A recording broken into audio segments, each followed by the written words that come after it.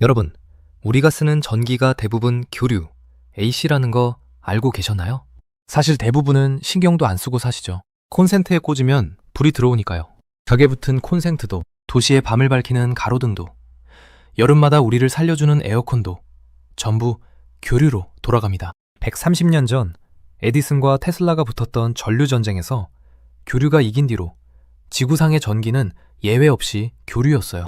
그런데 올해 7월 충청남도 천안에서 그 예외가 처음으로 등장합니다. 교류를 단 한 방울도 쓰지 않고 전기가 오직 직류로만 흐르는 공장, 세계 최초입니다. 미국도, 독일도, 일본도, 중국도 아직 못 세운 그 공장을 대한민국이 세계에서 가장 먼저 열어 젖힌 겁니다. 그런데 여기서 진짜 놀라운 건 그 다음입니다. 전기의 종류를 교류에서 직류로 바꿨을 뿐인데 정말 황당한 계산서가 나왔거든요. 발전소를 단 한 기도 새로 짓지 않고 1기가와트급 원자력 발전소 5기를 대치하는 효과. 제주도가 1년 내내 쓰는 전기의 6배. 돈으로 환산하면 매년 약 5.8조 원. 굴뚝 하나 더 세우지 않고 그냥 전기가 흐르는 방식만 바꿨을 뿐인데 이런 숫자가 나온다는 겁니다. 그리고 천안의 그 공장은 이게 종이 위의 이론이 아니라는 걸 실제로 증명해버렸어요. 공장 전체 에너지 효율이 10% 이상 뛰어올랐고 지금 미국 빅테크 기업들이 이곳을 보여달라며 줄을 서고 있습니다. 우리가 130년 동안 아무 의심 없이 써온 그 교류 전기 안에서 도대체 무슨 일이 벌어지고 있었던 걸까요? 오늘 이 영상에서는 세계 어느 나라도 만들지 못했던 그 공장이 대체 무엇이고 왜 하필 지금 이 순간에 등장했으며 이게 우리 삶과 무슨 상관인지를 낱낱이 파헤쳐 보겠습니다. 끝까지 보시면 여러분 집 벽에 붙은 그 콘센트를 완전히 다른 눈으로 보게 되실 겁니다. 구독과 좋아요 부탁드려요. 자, 그럼 본격적으로 이야기를 시작하기 전에 딱 한 가지만 확실히 짚고 갈게요. 교류와 직류. 이게 정확히 뭐가 다른 걸까요? 물이 한 방향으로만 쭉 흐르는 강물. 이게 직류입니다. 방향이 바뀌지 않고 곧게 흘러요. 반대로 파도가 밀려왔다가 빠지고 다시 밀려왔다가 또 빠지는 그 움직임. 이게 교류입니다. 전기가 앞뒤로 계속 방향을 바꾸면서 흐르는 거예요. 여기서 궁금해지시죠? 세상은 왜 굳이 이렇게 왔다 갔다 하는 복잡한 방식을 골랐을까요? 이유는 딱 하나였습니다. 멀리 보낼 수 있었기 때문이에요. 전기를 발전소에서 도시까지 보내려면 전압을 확 올렸다가 도착해서 다시 낮춰야 하는데 교류는 이걸 아주 쉽게 할 수 있었습니다. 130년 전 기술로도 가능했거든요. 반면 직류는 그 시절 기술로는 전압을 바꾸는 게 거의 불가능에 가까웠습니다. 그래서 1893년 나이아가라 폭포의 거대한 발전소가 교류를 선택하면서 승부는 끝났고 그 뒤로 지구는 130년 동안 교류의 행성이었습니다. 여기까지가 우리가 흔히 하는 이야기입니다. 그런데 진짜 이야기는 지금부터예요. 여기서 아주 흥미로운 비밀이 하나 숨어 있습니다. 조류가 세상을 지배하는 그 130년 동안 우리가 실제로 손에 쥐고 쓰는 물건들은 조용히 정반대 방향으로 진화하고 있었거든요. 지금 이 영상을 보고 계신 스마트폰, 그 안에서 흐르는 전기가 뭘까요? 직류입니다. 노트북도 직류예요. 텔레비전 회로판, LED 전구, 전기차 배터리, 그리고 태양광 패널이 만들어내는 전기까지 전부 직류입니다. 이상하지 않나요? 벽에서 나오는 전기는 교류인데 그 전기를 받아먹는 기기들은 전부 직류를 원한다면 도대체 그 중간에서 무슨 일이 벌어지고 있는 걸까요? 바로 여기에 우리가 130년 동안 모른 채 지불해온 어마어마한 수수료가 숨어 있습니다. 여러분, 해외여행 가서 환전해 보신 적 있으시죠? 한국 돈을 달러로 바꾸고 현지에서 또 바꾸고 남은 돈을 돌아와서 다시 원화로 바꾸고 그럴 때마다 무슨 일이 벌어집니까? 수수료가 빠집니다. 내 돈이 조금씩 증발해요. 한 번은 별거 아닌 것 같은데 3번, 4번 바꾸다 보면 어느새 꽤 큰 돈이 사라져 있죠. 전기도 똑같습니다. 태양광은 직류로 전기를 만듭니다. 그런데 송전망에 보내려면 교류로 바꿔야 해요. 첫 번째, 수수료. 그 교류가 여러분 집에 도착해서 스마트폰 충전기로 들어가면 다시 직류로 바꿔야 합니다. 두 번째, 수수료. 배터리에 저장하려면 또 바꿉니다. 세 번째, 수수료. 여러분, 스마트폰 충전기가 왜 뜨거워지는지 아시나요? 그게 바로 이 수수료입니다. 교류를 직류로 바꾸는 과정에서 전기 일부가 열로 새어나가는 거예요. 여러분 손끝에 느껴지는 그 따뜻함이 사실은 여러분이 돈 주고 산 전기가 공중으로 날아가는 흔적인 겁니다. 충전기 하나쯤이야 뭐 어떻겠어요. 130년 동안 세상은 그 수수료를 그냥 내면서 살았습니다. 만들만 했으니까요. 그런데 말이죠. 어느 날 갑자기 이 수수료를 도저히 감당할 수 없게 만드는 괴물이 등장합니다. 바로 인공지능입니다. 이제부터 이야기가 완전히 새롭게 흘러갑니다. AI 데이터 센터라는 게 어떤 건지 감이 잘 안 오실 텐데요. 이건 컴퓨터 여러 대 모아놓은 창고가 아닙니다. 전기를 미친 듯이 먹어치우는 거대한 짐승이에요. 웬만한 중소도시가 쓰는 전력을 통째로 집어 삼키는 규모입니다. AI를 돌리는 심장은 엔비디아의 GPU라는 반도체인데요. 이 GPU가 먹는 전기가 뭐냐고요?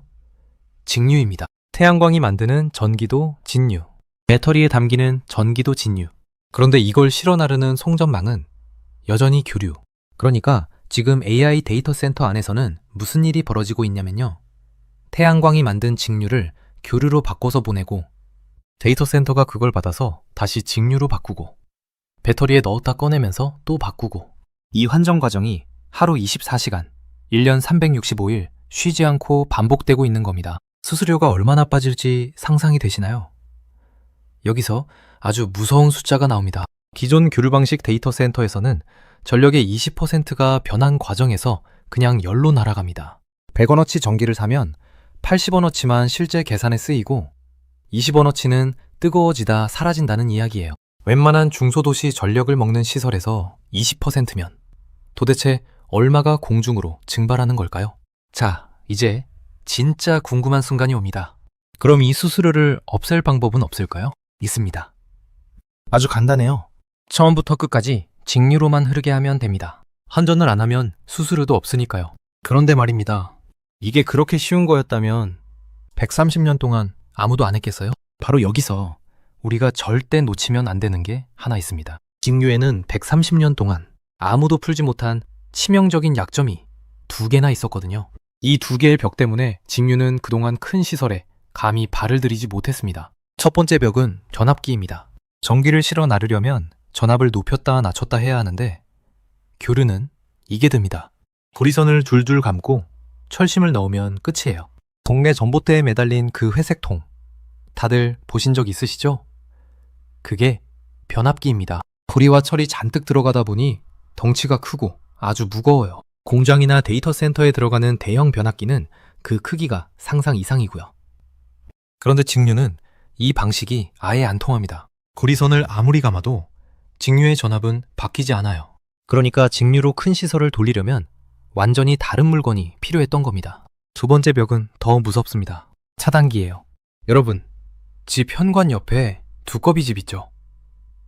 전기에 문제가 생기면 딱 하고 내려가면서 전기를 끊어주는 장치입니다. 이게 없으면 집에 불이 납니다. 그런데 직류에서는 이 두꺼비 집이 제대로 작동하지 않습니다. 왜 그럴까요? 여기서 아까 그 파도 이야기가 다시 등장합니다.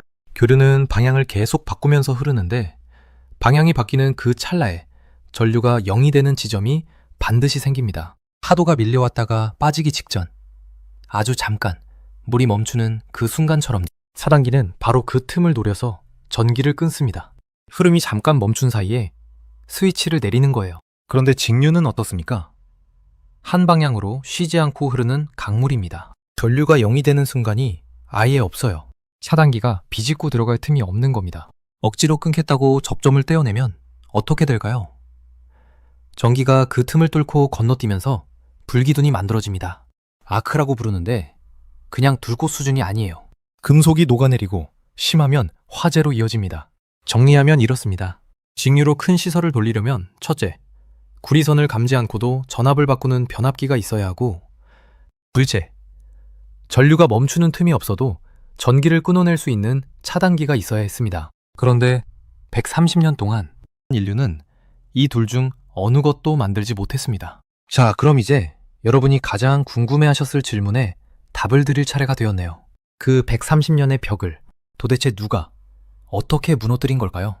답은 반도체였습니다. 여러분, 옛날 필름 카메라 기억하시나요? 찰칵 하고 셔터를 누르면 안에서 물리적인 막이 열렸다 닫히던 그 기계요. 지금 스마트폰 카메라에는 그런 게 없습니다. 전부 전자적으로 처리하죠. 훨씬 빠르고 고장날 부품도 없습니다. 전력기기에서도 똑같은 일이 벌어진 겁니다. 구리와 철로 만든 무겁고 둔한 기계를 반도체가 통째로 갈아치운 거예요. 먼저 변압기부터 보겠습니다. 반도체 변압기, SSP라고 부르는 물건입니다. 기존 반압기가 무거웠던 건 구리를 잔뜩 감고 두꺼운 철심을 박았기 때문이죠. SST는 이걸 다 걷어냅니다. 대신 실리콘 카바이드라는 특별한 반도체를 넣고 전기를 눈에 보이지 않을 만큼 빠른 속도로 껐다 켰다 반복하면서 전압을 조절해요. 결과가 어땠을까요? 변압기의 크기와 무게가 기존의 5분의 1에서 10분의 1 수준까지 줄어들었습니다. 무게가 10분의 1이라는 게 어떤 의미일까요? 성인 남성 10명이 달라붙어야 겨우 옮기던 물건을 이제 한 사람이 감당할 수 있는 수준으로 줄였다는 이야기입니다. 데이터 센터 짓는 사람 입장에서 한번 상상해 보세요. 변압기가 잡아먹던 그 넓은 공간이 통째로 비는 겁니다. 그 자리에 서버를 더 넣을 수 있어요. 같은 건물에서 더 많은 계산을 돌릴 수 있다는 뜻입니다. 땅값 비싼 곳에 데이터 센터를 지어야 하는 빅테크 입장에서 이건 편의 문제가 아니라 돈 문제인 거죠. 그럼 두 번째 벽인 차단기는 어떻게 됐을까요? 반도체 차단기, SSCB의 등장입니다. 기존 차단기는 물리적으로 접점을 떼어내는 방식이라 직류에서는 불기둥이 생긴다고 말씀드렸죠. 그런데 SSCB에는 아예 움직이는 접점 자체가 없습니다. 반도체의 문을 전기적으로 닫아버리거든요. 떼어낼 접점이 없으니 불꽃이 생길 자리도 없습니다. 속도는 어떨까요? 기존 기계식 차단기가 전기를 끊는데 밀리초, 그러니까 1000분의 1초 단위가 걸립니다. 이것도 사람 기준으로는 눈 깜짝할 사이죠. 그런데 SSCB는 마이크로초, 100만 분의 1초 단위로 끊어버립니다. 단위 자체가 다른 세계인 거예요. 게다가 부딪히고 다를 부품이 없으니 사실상 반영구적으로 작동합니다.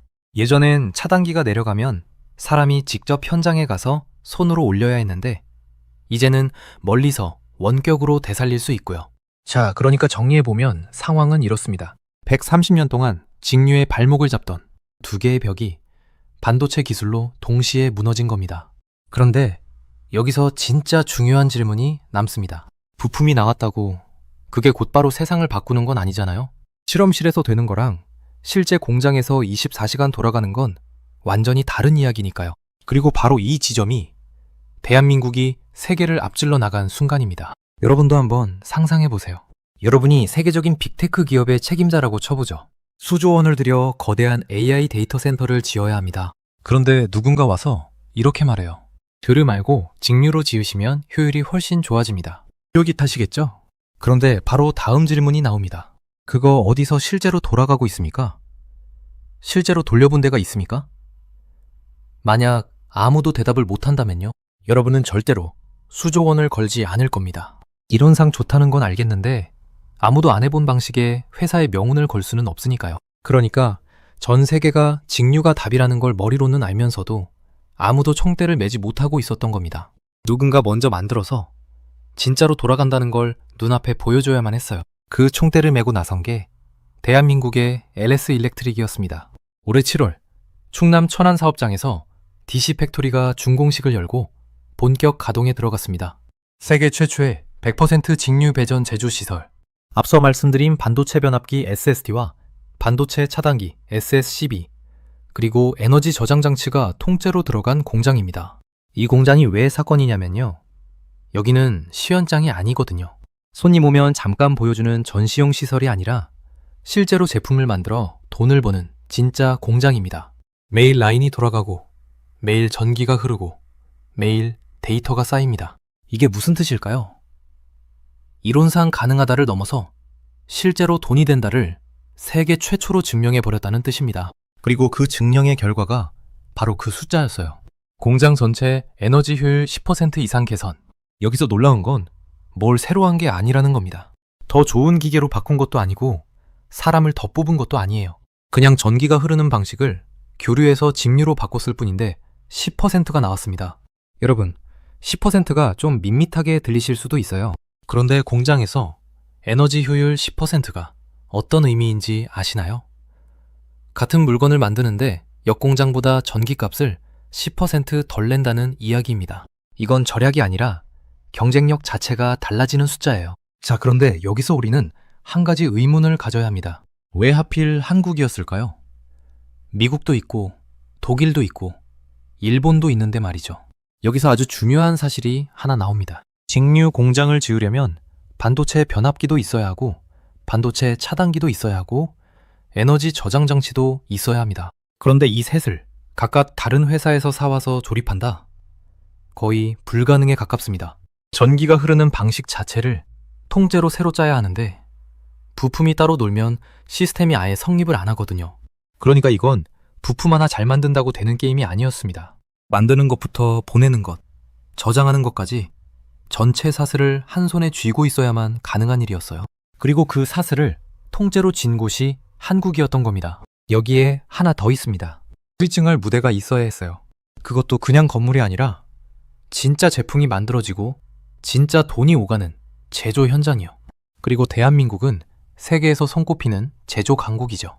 기술 사슬과 실증 무대, 이 두 가지를 동시에 가진 나라가 흔치 않았고 그래서 세계 최초라는 타이틀이 천안으로 온 겁니다. 그런데 여기서 정말 대단한 반전이 벌어집니다. 이 공장이 만들어내는 물건이 뭔지 아시나요? 이 직류 공장의 주력 제품은 LG 에너지 솔루션과 함께 개발한 차세대 에너지 저장 장치용 전력 변환 장치 G2라는 물건입니다. 이름은 어렵지만 정리하면 간단해요.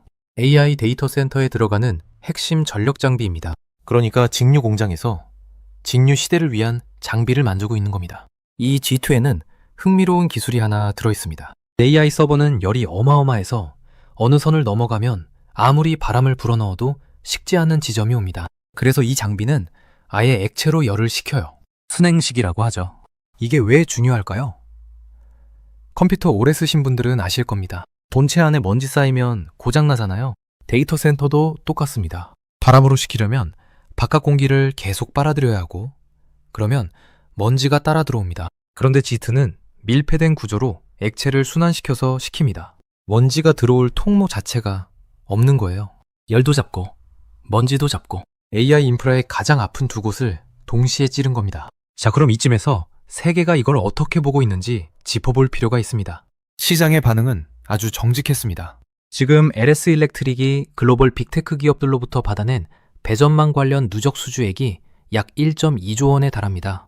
바로 얼마 전인 6월에는 미국 AI 데이터 센터를 향해 1,064억 원 규모의 고압 배전 시스템 수주를 따냈고요. 텍사스와 유타에 거점을 두고서 말이죠. 여기 아주 흥미로운 대목이 있습니다. 왜 굳이 미국 현지에 거점을 뒀을까요? 답은 시간입니다. 지금 미국 빅테크들은 AI 데이터 센터를 짓겠다고 아우성인데 정작 전력 장비가 없어서 못 짓고 있어요. 장비 대기줄이 몇 년씩 밀려있는 상황입니다. 이런 판에서는 기술이 좋은 것보다 빨리 갖다주는 쪽이 이깁니다.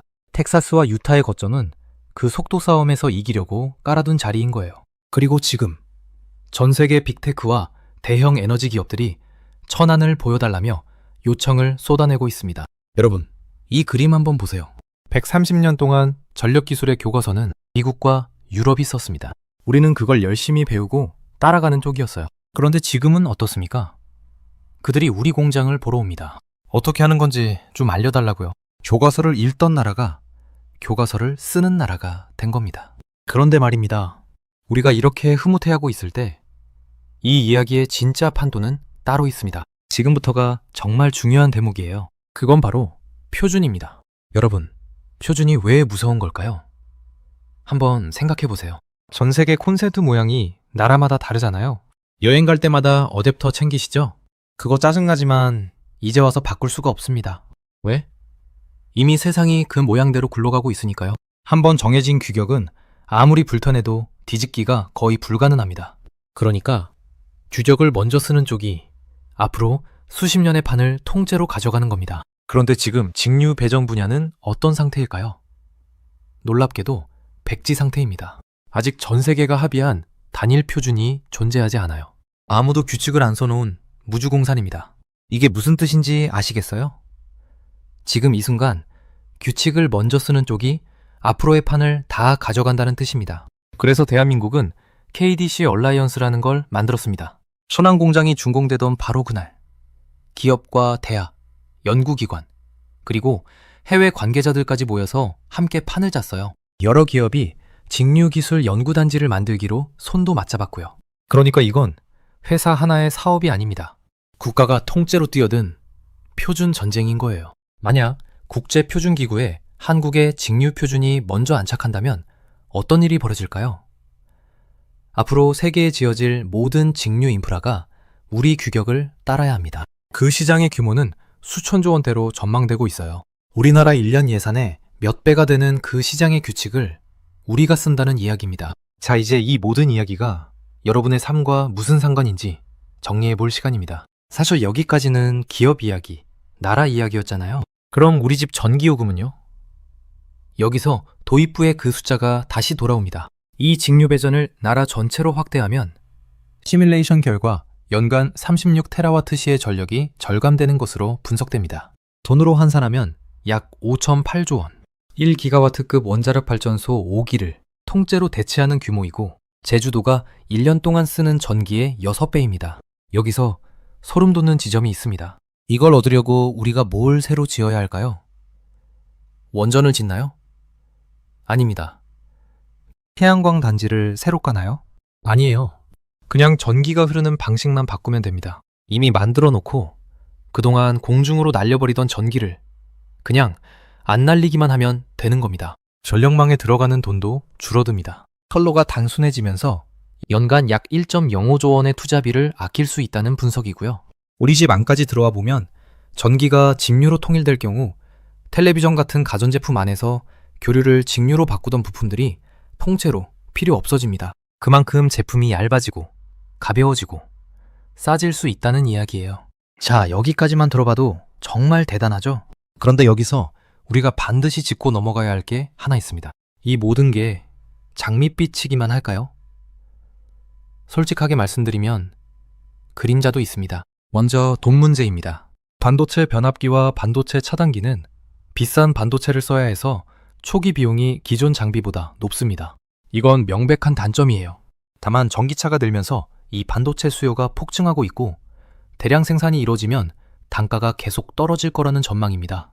게다가 다른 부품이 없어서 나중에 고치는 데 드는 돈이 거의 안 들어가니 처음에 비싸게 사도 오래 쓰면서 뽑는 구조인 셈이죠. 그런데 돈보다 훨씬 무거운 그림자가 하나 더 있습니다. 빅테크 기업들이 자기들만의 발전소와 자기들만의 직류 전력망을 만들어서 아예 공공 전력망에서 독립해버릴 수 있다는 우려입니다. 전기를 직접 만들고 직접 보내고 직접 쓰는 완결된 왕국을 세우는 거죠. 이게 왜 무서울까요? 전기는 원래 모두가 함께 쓰는 공공재였습니다. 그런데 힘있는 기업들이 자기 전기망을 따로 갖게 되면 나라의 전력 인프라가 특정 기업의 기술에 묶여버릴 수 있어요. 에너지가 사유화된다는 이야기입니다. 기술은 언제나 그렇습니다. 문을 열어주는 동시에 새로운 질문을 던지죠. 직류의 부활도 예외가 아닌 겁니다. 자, 이쯤에서 가장 근본적인 질문으로 한번 돌아가 보겠습니다. 우리는 왜 이렇게까지 급하게 직류로 가려는 걸까요? 그냥 효율이 좀 좋아지니까요? 아닙니다. 훨씬 절박한 이유가 있습니다.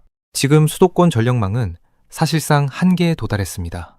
전기가 더 필요한데 송전선을 새로 못 갈아요. 민원도 있고 비용도 어마어마하고요. 송선탑 하나 세우는 게 얼마나 어려운 일인지는 뉴스에서 많이들 보셨을 겁니다. 그런데 AI 시대가 오면서 전기 수요는 폭발하고 있습니다. 데이터 센터를 지으려면 전기가 있어야 하는데 전기를 보낼 길이 없는 겁니다. 여기서 냉정하게 생각해 봅시다. 전기를 못 보내면 어떻게 될까요? AI 데이터 센터를 다른 나라에 뺏깁니다. 미래 산업의 심장이 통째로 넘어가는 거예요.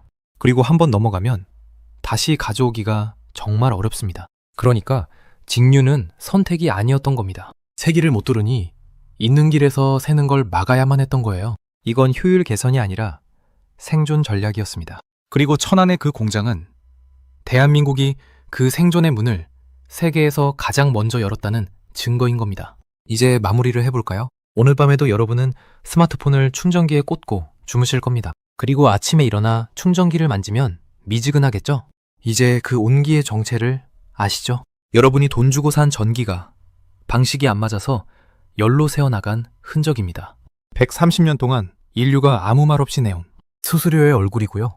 앞으로 그 미지근함을 느끼실 때마다 한 번쯤 오늘 이야기가 떠올랐으면 좋겠습니다. 지금 충남 천안에서 그 온기를 없애는 공장이 세계 최초로 돌아가고 있다는 사실을요. 그리고 이 성취를 어느 천재 한 사람의 업적으로 돌리지 않았으면 합니다.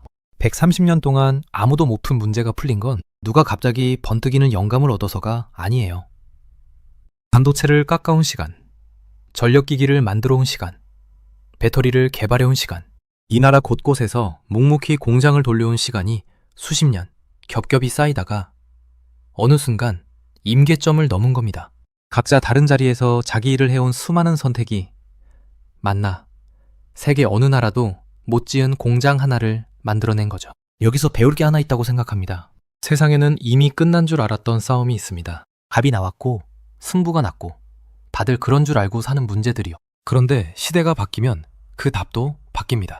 130년 동안 패배자로 묻혀있던 방식이 어느 날 정답이 되어 돌아오는 것처럼 말이죠. 중요한 건 승패가 아니라 판이 바뀌었을 때 그걸 알아보고 먼저 움직일 준비가 되어 있느냐 아닐까요? 다만 마지막으로 하나만 짚고 싶습니다. 지금 우리는 세계 최초라는 자리에 서 있지만 이건 도착점이 아니라 출발선입니다. 수준은 아직 정해지지 않았고 거대한 나라들이 이제 막 이 판을 들여다보기 시작했어요. 130년 전에도 앞서 있던 쪽이 결국 무릎을 꿇었다는 걸 우리는 알고 있습니다.